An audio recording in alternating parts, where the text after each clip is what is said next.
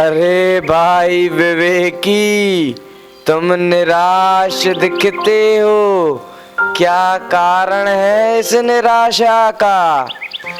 अरे भाई सदा सुखी,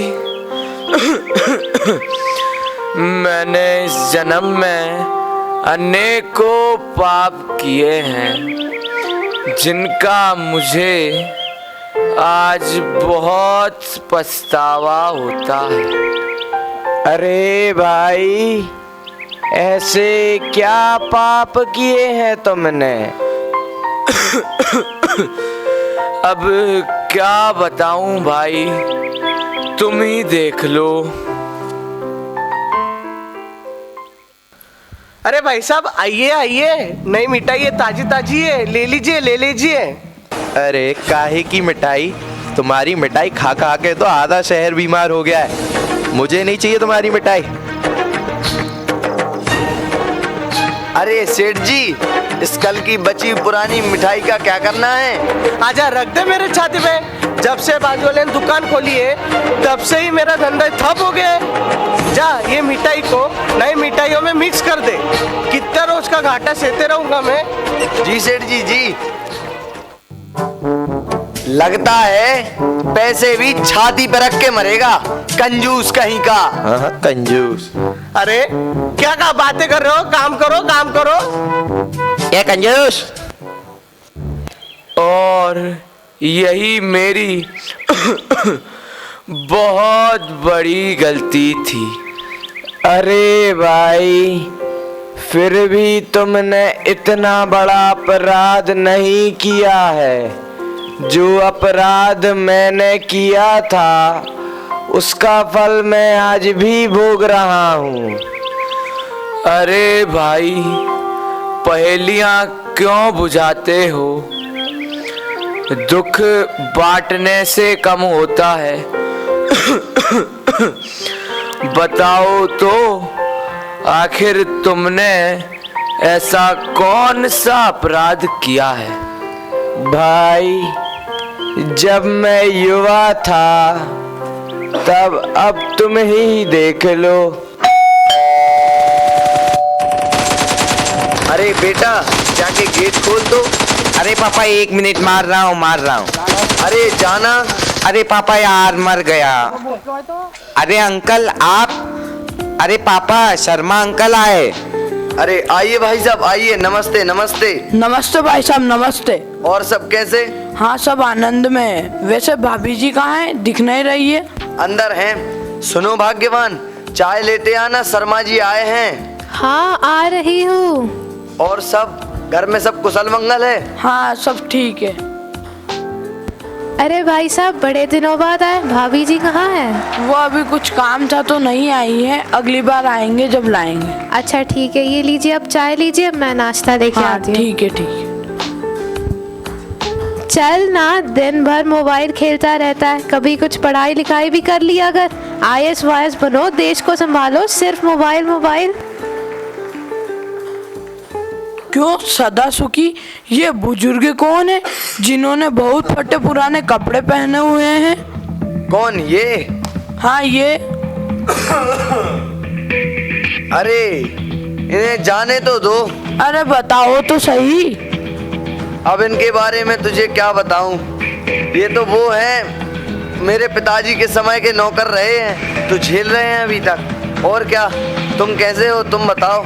सब आनंद में कुशल मंगल है। चलो चलते हैं फिर, कभी आना घर पर। भाभी जी को भी साथ में लाना। सुनो। अरे सुनो। हाँ हाँ। देखो जी, अब आप अपने माँ बाबू जी की कोई व्यवस्था करो। मैं और नहीं झेल सकती। दिन भर पड़े रहते हैं। मेरी दोस्त आती है हर बार किटी पार्टी के लिए और पूछती है। हाँ, तुम ठीक ही कहती हो, मैं भी इनसे परेशान हो गया हूँ। माँ बाबूजी सुनिए, आज से आप ऊपर के कमरे में रहिए, खाना वहीं पर आ जाएगा, नीचे मत आइएगा। हाँ, और मेरे से ये बर्तन नहीं धुले जाएंगे। मेरे पास जो मिट्टी के बर्तन हैं उन्हीं में मैं उन्हें खाना परोसूंगी। मेरे पास भी तो काम है, मैं भी इंसान हूँ, थकती नहीं हूँ क्या? हाँ ठीक है ठीक है। चलो अब मैं जा रही हूँ ब्यूटी पार्लर। तो सलमान खुर्शीद लगातार ये कह रहे हैं अपनी किताब के बाद कि वो अरे बेटा, तैयार हैं। दादा दादी के कमरे में मिट्टी के बर्तन पड़े हैं, वो फेंक दे तो। खुर्शीद मैं नहीं फेंकूंगा पापा। क्यों? से हिंदुत्व से अगर उन्हें फेंकूंगा तो तुम्हें किसमें खाना खिलाऊंगा? क्या तू हमें इसमें खाना खिलाएगा? हमने तेरे लिए इतना कुछ किया है और तू हमें इसमें खाना दे रहा है? अरे इसमें कौन सी बड़ी बात है?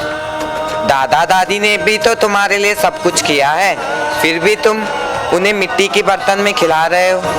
अगर समझ लो आगे जाके मेरी कमाई अच्छी नहीं हुई तो मैं नए बर्तन कहाँ से लाऊंगा?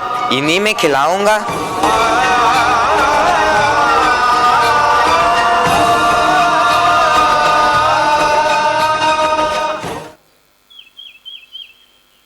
अरे इस समय निरर्थक संसार की बातें करना शोभा नहीं देती। अब तो धर्म ध्यान करना चाहिए। अरे भाई इधर आओ, बैठो तो जरा। कौन हो तुम? हमने तुम्हें यहाँ पहली बार देखा है। मैं एक लेखक हूँ, पास में ही रहता हूँ। टहलते टहलते आ गया तो आप लोग की बातें सुन रहा था। सुनकर ऐसा लगा कि आप लोग सांसारिक दुखों से बहुत दुखी हो। मैं भी पहले इन सांसारिक दुखों से बहुत परेशान हुआ करता था। बीच में एक पंडित जी मिले, उन्होंने मुझे महान जैन धर्म के महान सिद्धांतों के बारे में बताया। तब से मेरा जीवन संभला हुआ है। अच्छा भाई, मैं तो तुम्हें हमारी ही तरह कोई समझ रहा था। मैं भी समझा था कि तुम्हें घर से निकाल दिया होगा। खैर भाई, तुम हमें इन सिद्धांतों के बारे में समझाओ ना।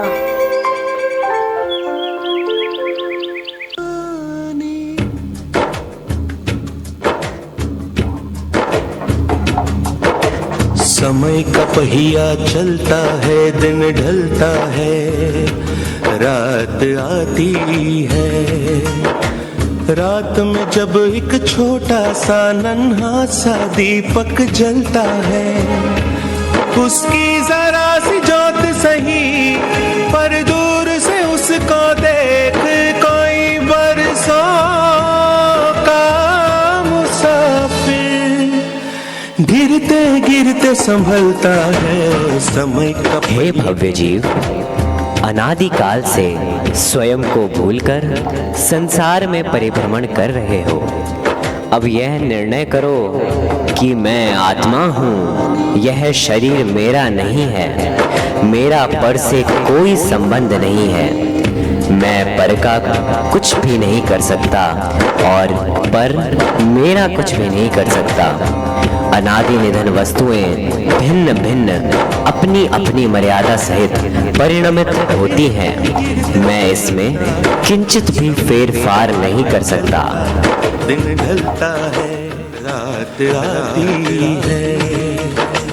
रात में जब एक छोटा सा नन्हा सा दीपक जलता है, उसकी जरा सी ज्योत सही पर दूर से उसको देख कोई बरसों का मुसाफिर गिरते गिरते संभलता है समय का पहिया चलता है, दिन ढलता है, रात आ भाई साहब, जाने का मन नहीं है परंतु जाना पड़ेगा। इसीलिए तो जो मुनिराज होते हैं वह एक जगह नहीं ठहरते। अगर वह एक जगह ठहर जाएं तो उन्हें मोह हो जाता है, और जो मोह है वह बहुत ही दुखकारी है। हाँ भाई, जाने का मन तो नहीं है इस जगह को और भाई साहब को छोड़कर, मगर जाना तो पड़ेगा ही। सही ही है, तभी तो यह जीव इस संसार में भ्रमण कर रहा है। यह सब मोह की महिमा ही तो है। हमें तो अपनी मन स्थिति बदलना है, चाहे परिस्थिति कैसी भी हो।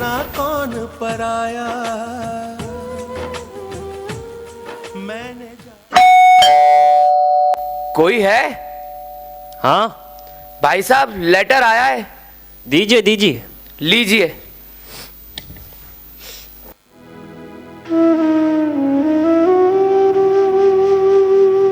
विवेकी जो धर्मी जीव है, संपूर्ण तत्व ज्ञान को जिसने प्राप्त कर लिया,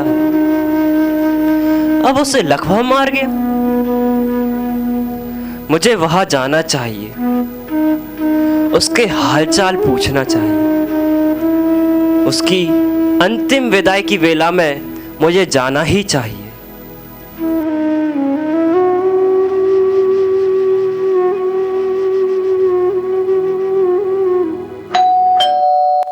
कोई है? कौन है? मुझे विवेकी से मिलना है। अरे भाई, तुम आओ, बैठो। अरे विवेकी, यह सब कैसे हुआ? वहां से तो तुम अच्छे भले निकले थे। होनहार को कौन बदल सकता है? करनी का फल तो मिलता ही है। तुम्हारे पोते बहुए बेटे कहाँ हैं? और तुम्हारे लिए अंधा नौकर रखा उन्होंने? अरे भाई, पोते कॉलेज गए हैं और बहुएं आराम कर रही हैं। बेटा तो हमेशा की तरह ऑफिस निकल गया। अब मेरे नसीब के कारण नौकर भी अंधा मिला।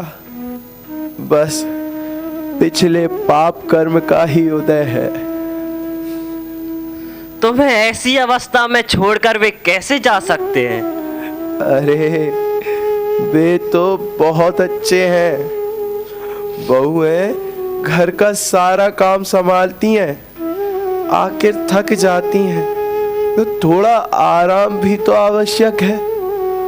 और ये बीमारी थोड़े ना कुछ दिनों की है, यह तो हमेशा तक रहने वाली है। धन्य हो विवेकी, तुम धन्य हो। ऐसे सहज विचार ही तुम्हें अभी तक जीवित रखे हैं।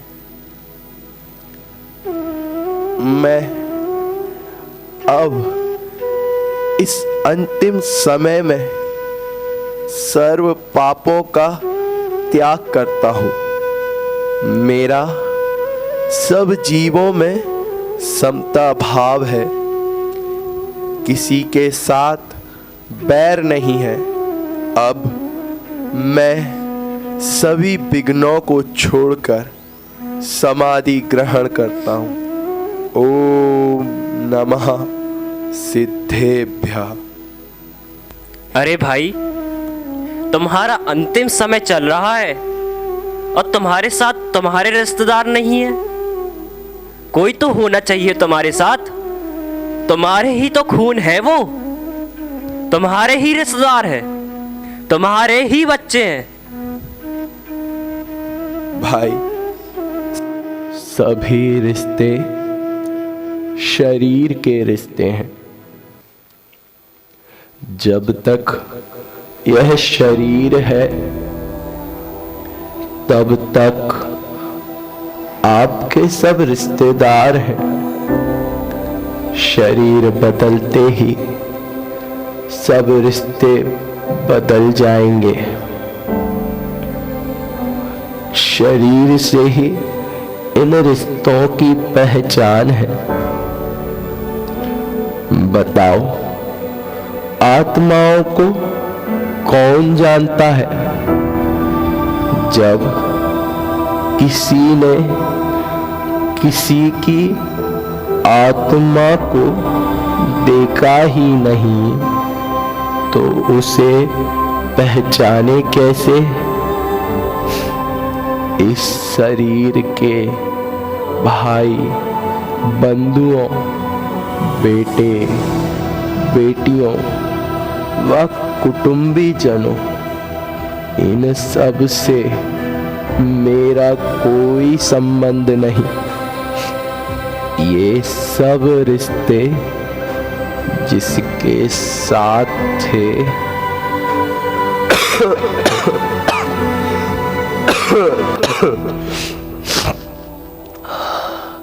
उससे ही जब मैंने संबंध विच्छेद कर लिया है तो अब इनसे मेरा क्या संबंध? जब देह ही मेरी नहीं है तो देह के रिश्तेदार मेरे कैसे हो सकते हैं? अतः मैं इस दुखदाई मोह से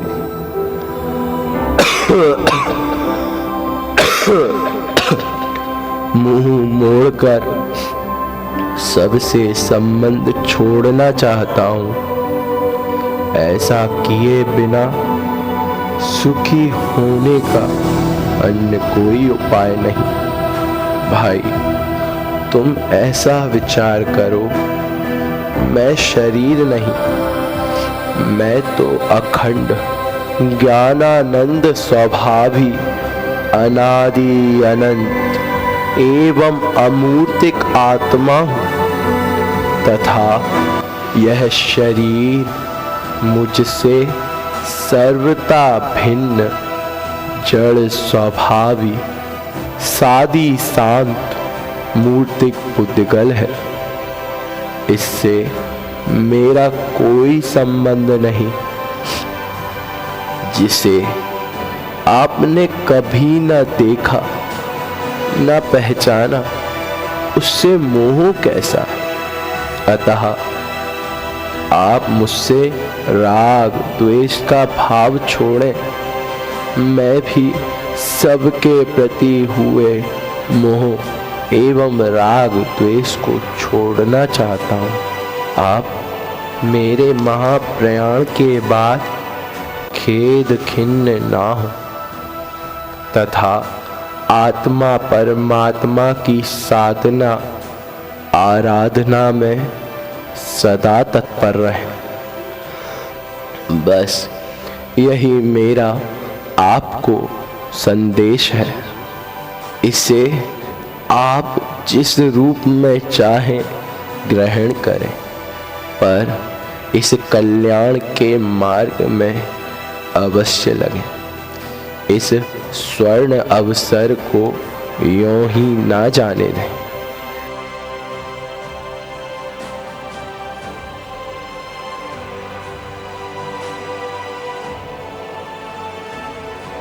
कहो गुरु, कैसी रही? बड़े गुरु बनते थे, ज्ञानी होने का दम्भ भरते थे। अब क्या हुआ? ये आंसू कैसे?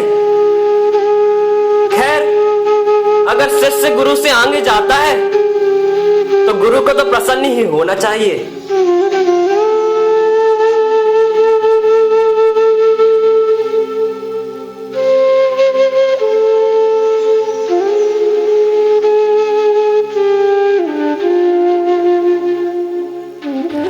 मुखरित वाणी मौन हुई है, अस्त हुआ है आज दिवाकर। उदधि स्मृति की श्वासों को थामे, कलुषित लगता आज प्रभाकर।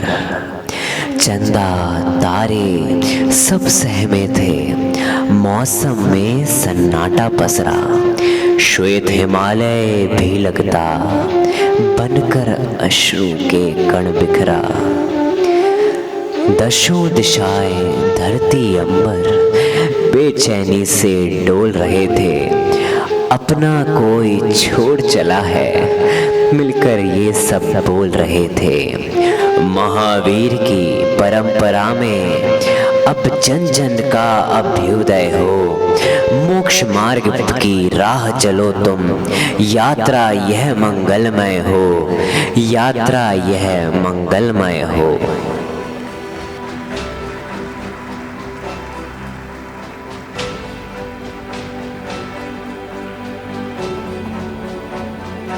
धन्य हो विवेकी, धन्य हो। विदाई तो बहुतों को दी, पर तुमने अपना तत्व ज्ञान नहीं छोड़ा। तुमने सफल कर ली अपनी अंतिम विदाई की वेला।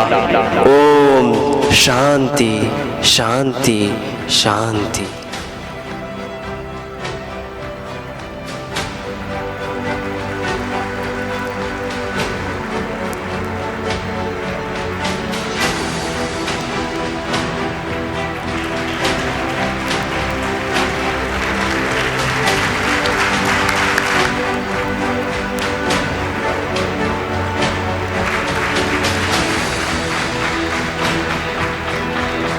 इसी के साथ आदरणीय दादा भी हमारे बीच में उपस्थित हो चुके हैं। एक बार मैं आप सभी से निवेदन करना चाहता हूं, जोरदार करतल ध्वनि से आदरणीय दादा का स्वागत करें। देखिए, ये नाटक आदरणीय दादा की एक कृति विदाई की बेला का सिर्फ ट्रेलर था। ये नाटक हमें प्रेरणा देता है कि हमें न केवल उनकी एक पुस्तक अपितु पूरा साहित्य पढ़ना चाहिए। बहुत ही सुंदर नाटक की प्रस्तुति करी है। वास्तव में आदरणीय दादा को याद करना है तो उनके सिद्धांत ही एकमात्र आज साधन है हमारे बीच में, जिनसे हम उन्हें याद कर सकते हैं।